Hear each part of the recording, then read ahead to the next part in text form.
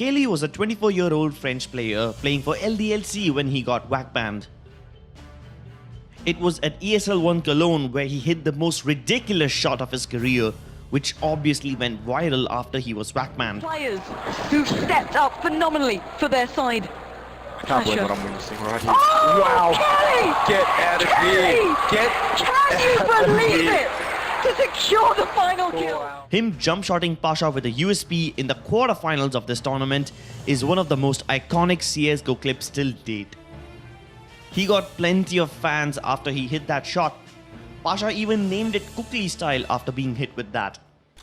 Hey, Kukri style! Things were going well and LDLC had qualified for DreamHack Winter, one of the most awaited tournaments of the year. But a week before that, on 21st November 2014, Kelly had a whack ban on his account, which led to the disqualification of his team from DreamHack Winter. He later released a statement on his Facebook page confessing that he gave in to the temptation and tried cheats in matchmaking and public servers.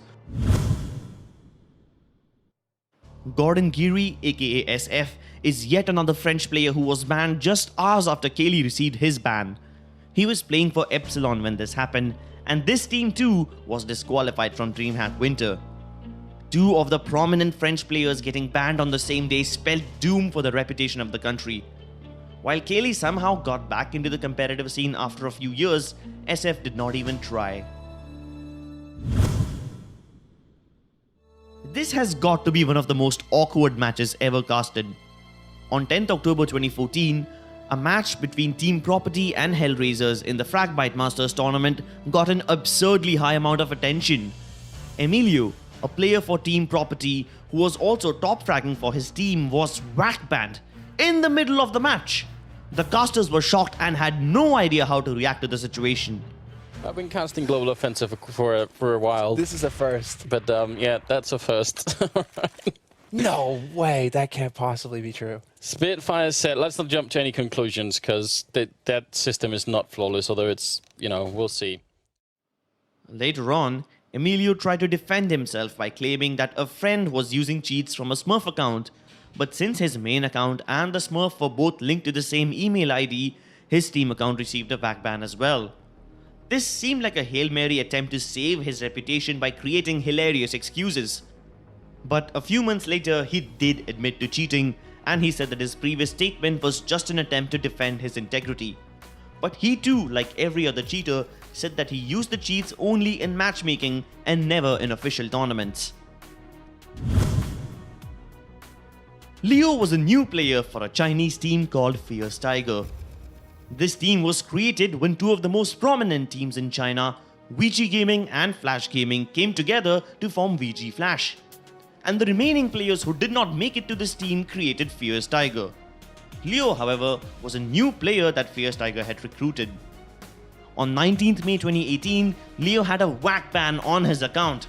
He and his team were immediately disqualified from the CSGO Asia Championships that they were participating in. More controversy followed after the whack ban. On the day of the finals of the Asia Minor qualifier, their opponents VG Flash did not show up to play the match. Later, VG Flash claimed that somebody had broken into their house and sabotaged their internet connection. They even posted videos showing how their wires had been cut off. Obviously, it was difficult to point fingers, but they claimed that Fierce Tiger was responsible for this. Now, the worst case scenario for cheating in the game would be getting banned from the game. But breaking into someone's house? That's a criminal offense that can get you jailed. This incident still remains as a black spot in the history of Chinese CSGO. Oh, this man. I have no words to describe how notorious this guy is.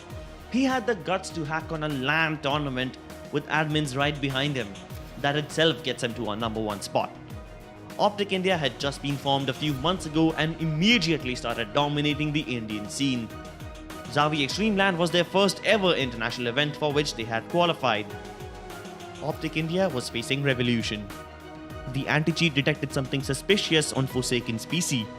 This is when the admins paused the game and checked his PC.